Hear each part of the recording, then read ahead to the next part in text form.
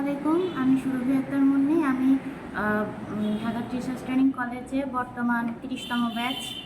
আমি আজকে একটা বুক রিভিউ দিব রবীন্দ্রনাথ ঠাকুরের রাশিয়ার চিঠি বইটির বুক রিভিউ দিব।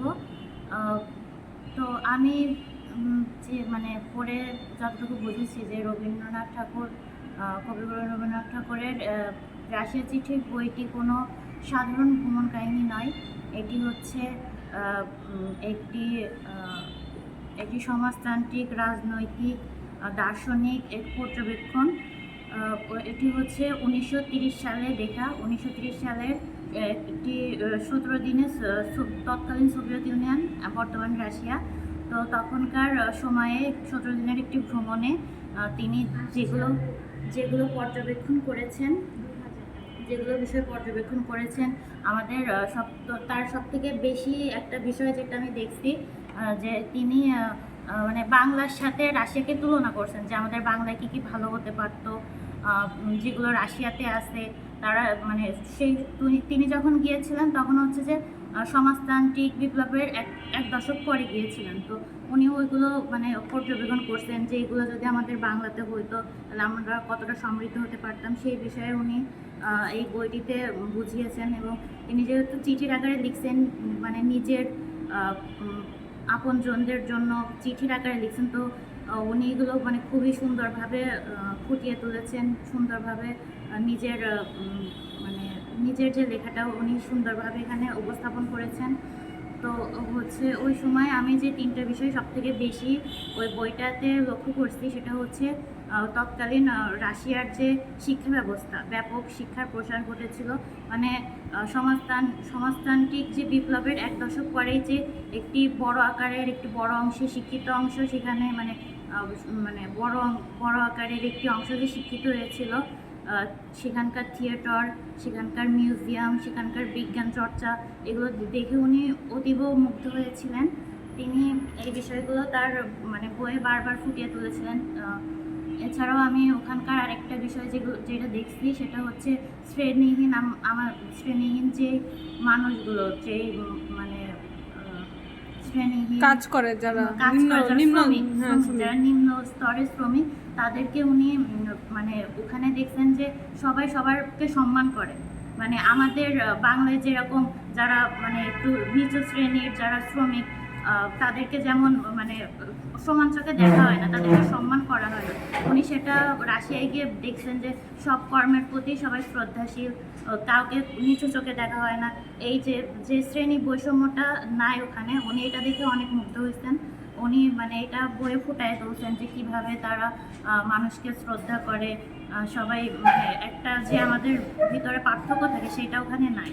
উনি এটা দেখছেন। আরেকটা যেটা উনি দেখছেন, ওখানে কৃষি সমবায় বা যে কৃষি খামার, যেগুলোর মাধ্যমে মানুষ ওখানে না খাওয়ার মতো কোনো পরিস্থিতি নাই।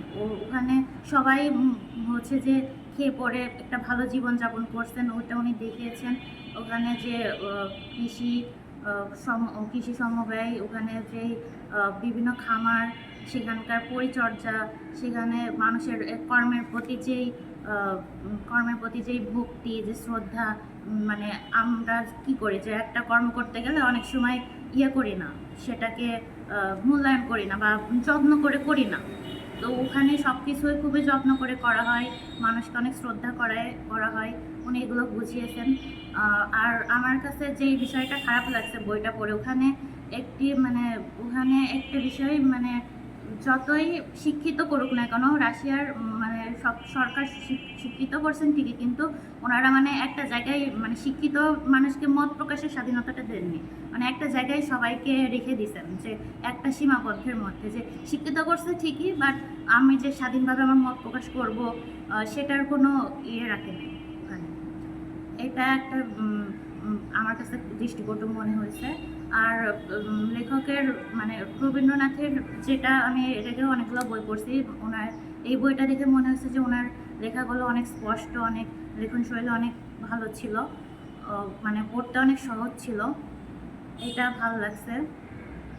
আর আর শেষে এসে আমি একটা কথা যেটা বলতে চাই যে একজন ৭০ বছর বয়সী একজন লেখক হিসেবে উনি যেভাবে মানে চারিপাশটাকে উপস্থাপন করছেন, মানে সেটা মানে খুবই সুন্দর, আমাকে মুগ্ধ করছে, আমার কাছে খুব ভালো লাগছে এটা। তো হচ্ছে সব মিলিয়ে আমাদের কেন বইটা পড়া উচিত, কারণ এখনকার বর্তমান প্রেক্ষাপটে যে সমাজ ব্যবস্থা, যে রাজনৈতিক অবস্থা বা আমাদের যে সমাজের যে অবস্থা, সেটার মানে সেটা জানার জন্য মানে এই বইটা পড়লে আমরা মানে আমাদের যেটা মানে চেঞ্জ করা উচিত, পরিবর্তন করা উচিত, মানে ভালো কিছু করা উচিত, সেটা আমরা হচ্ছে মানে এই বইটা পড়লে ভালোভাবে বুঝতে পারবো।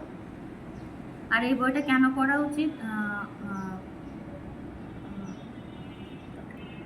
তো তো আমার এখন ধন্যবাদ। আমার হচ্ছে যে রিভিউটা দেওয়ার মানে আমার প্রথম ছিল, আমার মানে যেভাবে আমি যতটা সম্ভব ভালোভাবে করার চেষ্টা করছি। সবাইকে ধন্যবাদ।